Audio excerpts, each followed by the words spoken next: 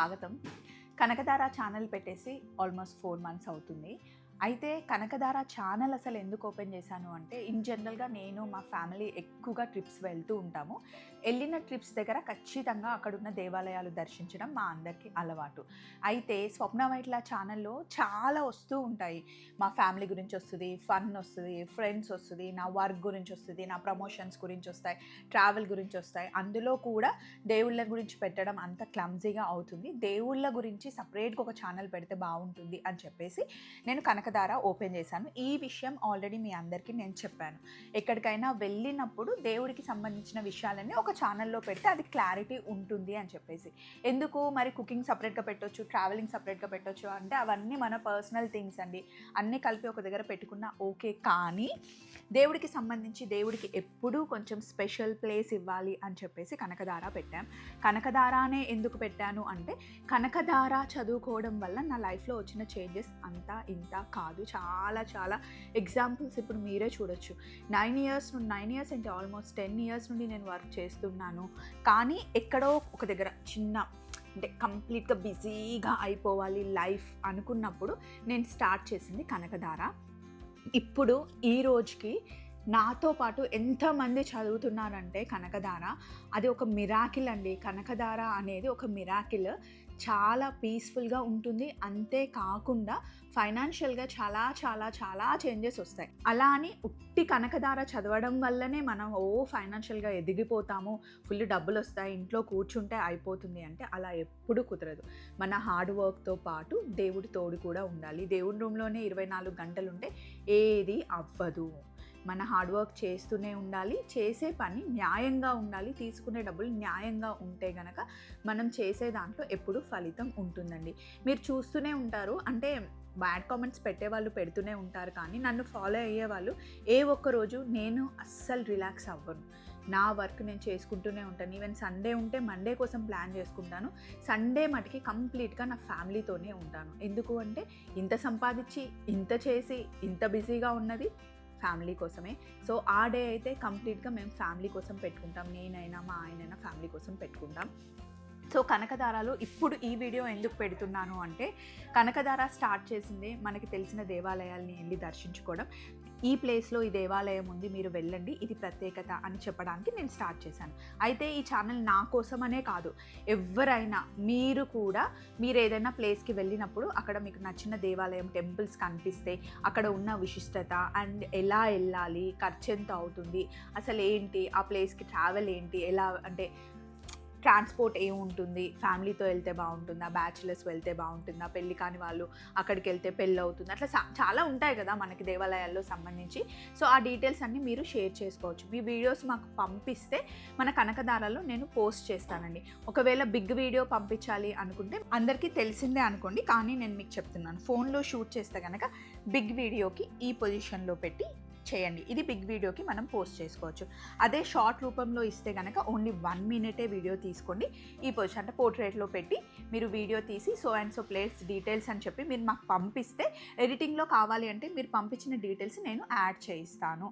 So place, దేవుడు అన్నీ మీరు పంపిస్తే కనుక నేను పోస్ట్ చేస్తానండి. కనకధారలో నేను చేసిన వీడియోసే పోస్ట్ చేయాలని ఏం లేదు, మీరు కూడా వీడియోస్ పంపించవచ్చు. మీ ఫ్యామిలీతో ఉన్నవి, మీ పర్సనల్వి ఏవైనా సరే దేవుడికి సంబంధించిన వీడియోస్ మట్టికి పంపిస్తే మన దాంట్లో పోస్ట్ చేస్తాము. అండ్ ఇంకొకటి ఏంటి అంటే, నీకు ఏం తెలుసు దేవుడి గురించి ఎందుకు చెప్తున్నావు అంటే, నాకు తెలీదు, నాకు తెలిసిందే చెప్తున్నాను. నేను నేర్చుకుంటున్నాను, ఇప్పుడే నేను స్టార్ట్ చేశాను. నాకు సంబంధించి నా గురువులు ఏం చెప్తున్నారు అంటే, దేవుడికి మనిషికి మధ్యలో కావాల్సింది కనెక్షన్, కమ్యూనికేషన్. మనం మన ఇంట్లో వాళ్ళని ఎలా లవ్ చేస్తున్నాం, మన ఇంట్లో వాళ్ళతో ఎలా మాట్లాడుతున్నాం, ఇంటికి తెచ్చుకున్న దేవుడి విగ్రహాలతో కూడా మీరు అలాగే మాట్లాడండి. రోజు కంపల్సరీగా అమ్మవార్లకి స్పెషల్ నైవేద్యాలే చేయాలని ఏం లేదండి. మనకి తోచింది మనం ఇంట్లో పొద్దున్నే లేసి శుభ్రంగా మనం స్నానం చేసి చేసుకున్న తర్వాత ఏదైతే బ్రేక్ఫాస్ట్ చేసుకుంటామో అది దేవుడికి పెట్టొచ్చు. మన ఇంట్లో పిల్లల్ని మనం ఎలా ట్రీట్ చేస్తున్నాం, మన ఫ్యామిలీస్ని ఎలా ట్రీట్ చేస్తున్నామో అమ్మవారితో కూడా మీరు అలా డిస్కస్ చేయొచ్చు. దేవుని రూమ్ని ఎప్పుడు శుభ్రంగా ఉంచుకోవాలి. నేనైతే అలా మెయింటైన్ చేస్తాను. కొబ్బరికాయలు కొట్టిన తర్వాత సంకీర్తనమ్మ ఎప్పుడేం చెప్తారంటే, కొబ్బరికాయ కొట్టిన తర్వాత ఆ బూర అవన్నీ ఉంటాయి కదా, అవన్నీ కింద పడతాయి కదా, ఇంకా పూజ అయిపోయింది, మళ్ళీ రేపు క్లీన్ చేసుకోవచ్చులే అని వెళ్ళిపోకూడదంట. ఎప్పుడు దేవుని రూమ్ని నీట్గా క్లీన్గా పెట్టుకోవాలి అంట. సో కంపల్సరిగా దేవుని రూమ్లో దీపం వెలుగుతూనే ఉండాలంట. ఏదో ఒక చిన్న దీపమైనా లేదా చిన్న లైట్ అయినా ఖచ్చితంగా 24 గంటలు వెలిగితే చాలా మంచిదంట. అండ్ చాలామంది నన్ను అడిగారు, మీ దేవుడికి వేసిన గవ్వల మాల ఎక్కడ తీసుకొచ్చావు స్వప్న అని. ఎవ్రీ ఇయర్ మా హస్బెండ్ బర్త్డేకి మేము కోలాపూర్ వెళ్తామండి. కోలాపూర్లో లక్ష్మీ అమ్మవారికి దర్శనం చేసుకున్న తర్వాత, అంటే ఆ రూట్కి వెళ్ళినప్పుడు, కోలాపూర్కి వెళ్ళినప్పుడు చుట్టుపక్కల ఉన్న ప్లేసెస్లో ఎక్కడైతే దేవాలయాలు ఉంటాయో అక్కడికి వెళ్ళి దర్శించుకుంటూ ఉంటాం. బిఫోర్ లాస్ట్ ఇయర్ మేము తుల్జాపూర్ వెళ్ళాం. తుల్జాపూర్లో ఎక్కువగా అమ్మవారికి గవ్వలు పెడుతూ ఉంటారు. గవ్వలతో రకరకాల మాలలు దొరుకుతాయి అన్నమాట. సో ఇది పెట్టుకుంటే దీనివల్ల పెట్టుకోవాలి, ఇది పెట్టుకుంటే లక్ష్మి వస్తుంది అట్లానేం నాకు ఎవరు చెప్పలేదు. జస్ట్ నాకు నచ్చింది, గవ్వల మాల తెచ్చుకొని పెట్టుకున్నాను. దేవుడికి వేస్తే కూడా మంచిగా అనిపిస్తుంది, సో అలా క్యారీ చేస్తున్నాను. అండ్ అంతకుముందు నేను ఎక్కువగా ఎక్కడికి వెళ్ళినా సరే ఏవి ఫ్లవర్స్ మంచిగా కనిపిస్తే ఆర్టిఫిషియల్ అయినా తెచ్చి దేవుళ్ళకి వేసేదాన్ని. కానీ తర్వాత నా జర్నీలో అర్థమైంది ఏంటంటే, ఎప్పుడు ప్లాస్టిక్ ఫ్లవర్స్ దేవుడికి వేయకూడదు. తెచ్చిన 1-2 పువ్వులైనా సరే అమ్మవారికి సమర్పిస్తే మంచిది అని చెప్పేసి అలా పెట్టుకుంటున్నాను.